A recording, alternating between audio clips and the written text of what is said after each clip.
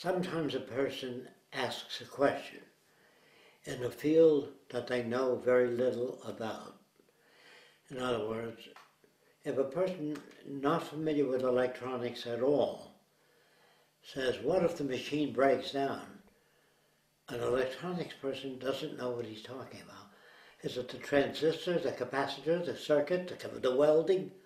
If you don't talk about specifics, you're not communicating. When a person says to me, you can't predict the behavior of people, they're telling me that they don't know how to predict the behavior of people.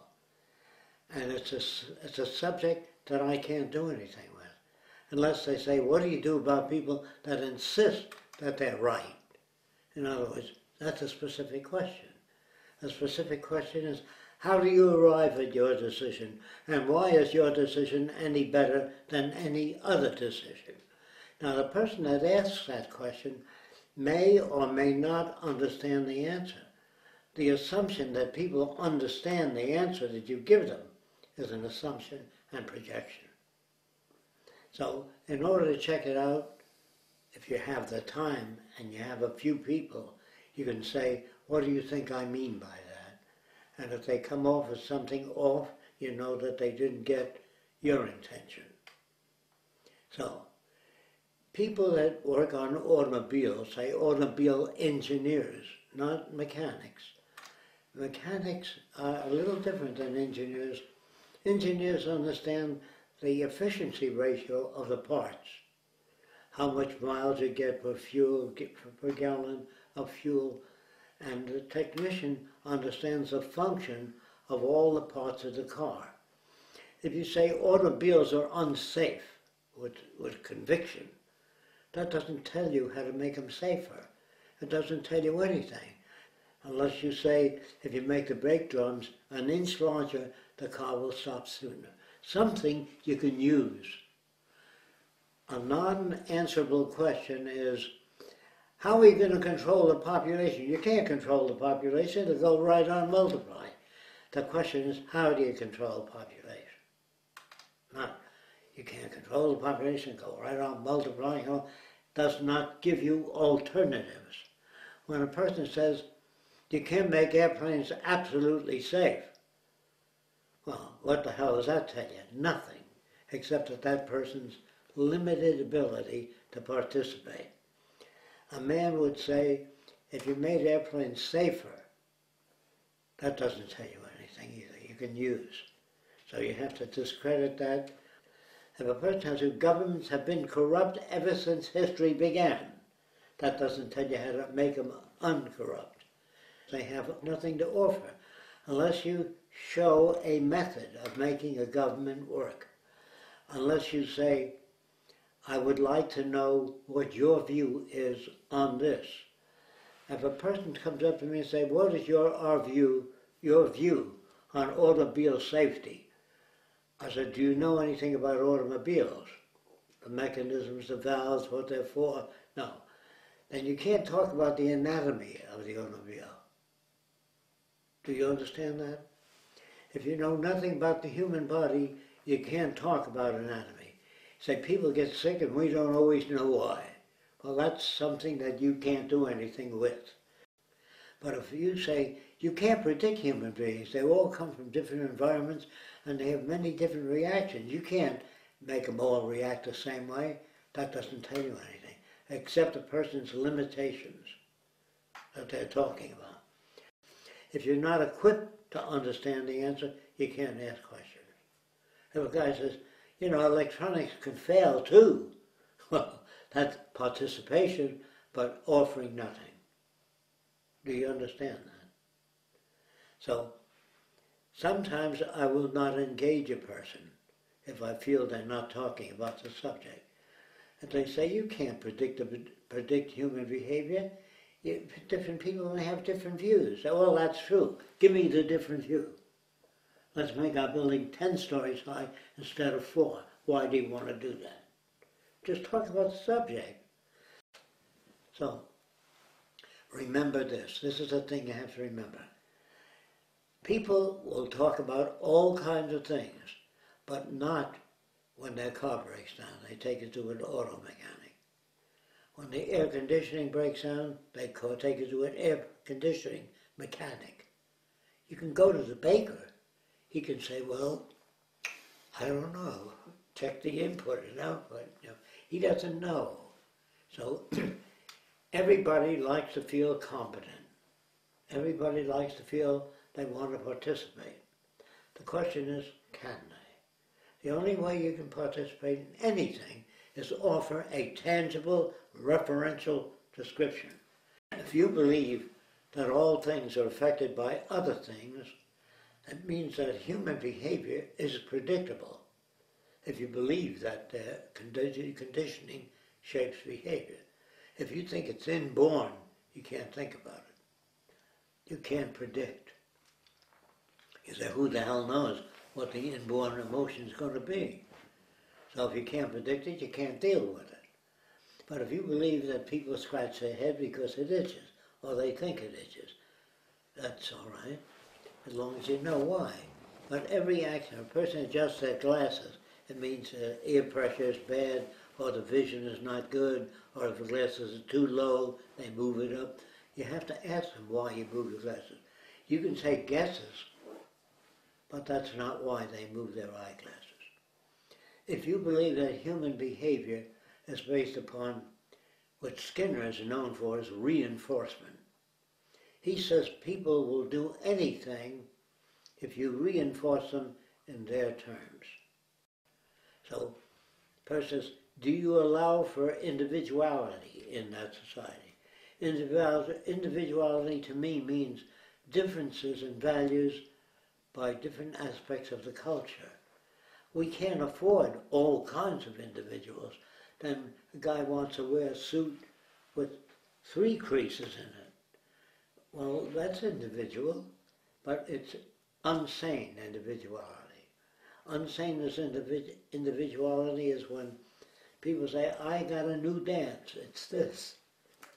You don't need to get up. Well, that's an individual. But that dance doesn't do anything for people.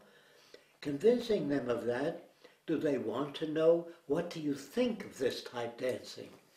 Well, I would say it's no different or no better, no worse than existing dancing. But I can't deal with that kind of problem. If I say dancing is a nothing thing, I mean, what does it contribute? It contributes to the well-being of people. They feel good dancing. Is that important? Well, what if they want to see a bullfight and they feel good watching a bullfight? Feel good is not the ultimate answer. It's the collective utility of the answer that I would go by. What will benefit people most? To know about basic things, how they work, how a flashlight works, how automobiles are interconnected, how we relate to the environment. If you say man is part of nature, say without food man cannot survive. That's what I mean by that, when I say he's part of nature. If oxygen is not in the air, he will die.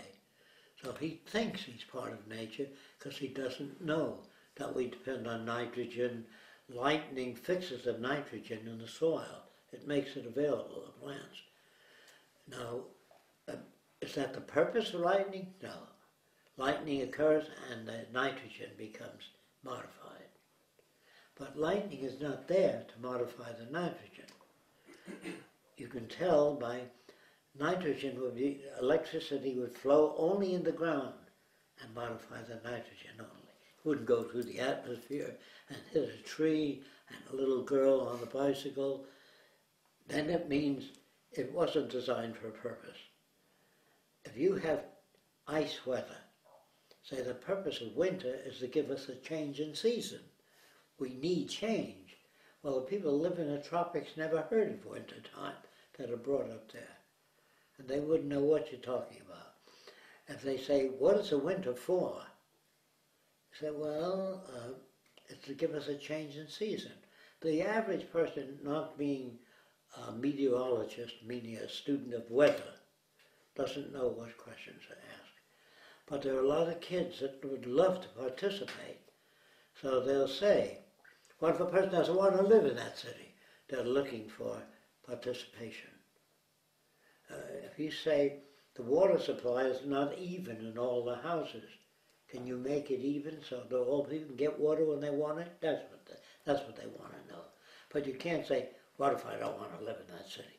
That's just bringing up an argument, you see, for the recognition of participation.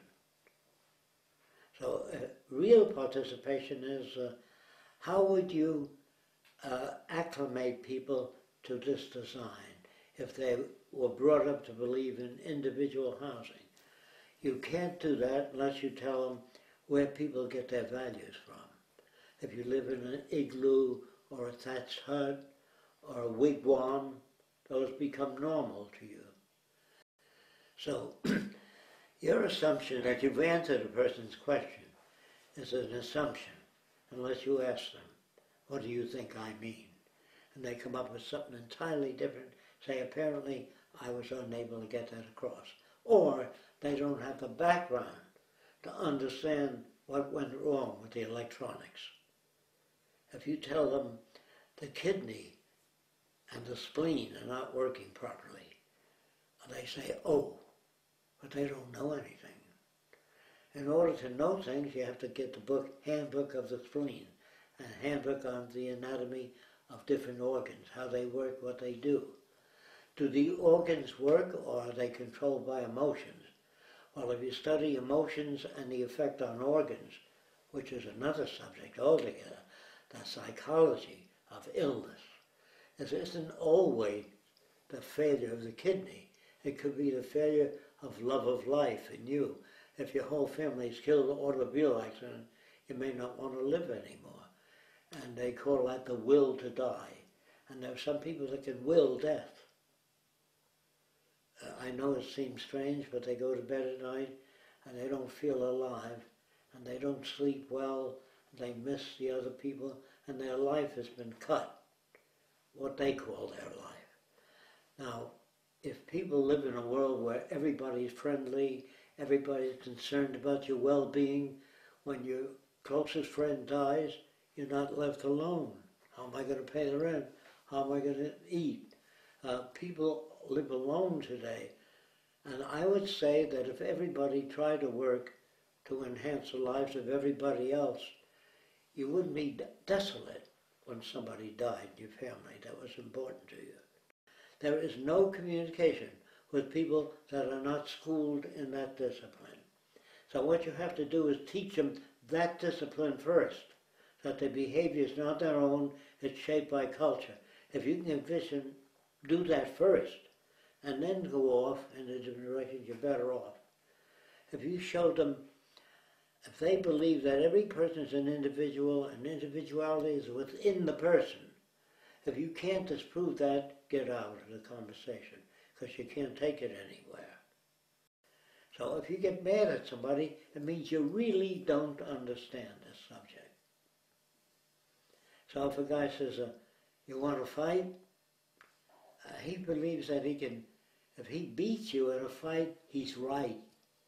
He may be better at fighting than you are, but it doesn't make him right. A lot of normal people believe that the guy who's better at fighting is right. Right is might. You've heard that shit. And so, if you're right, you can get the shit kicked out of you. Do you understand questions and answers? There are no answers. Answer is, can you answer this question? What makes war? Like, there's an answer. This is the answer. It's a whole study of kingdoms and habits of thought, and this nation is different than the other nation and believes their way is the right way, so they try to kill the other nation. Are they bad? No. Are they murderers? No. They're victims of a different culture. So, if you can't get the people, instead of saying they're dumb, either you don't have the time to build a referential language, or they don't have the background to understand you. That's possible. I wanted you to get this bit so you don't waste your time. I don't talk to people that raise questions like, you can't predict human behavior. I can't do anything with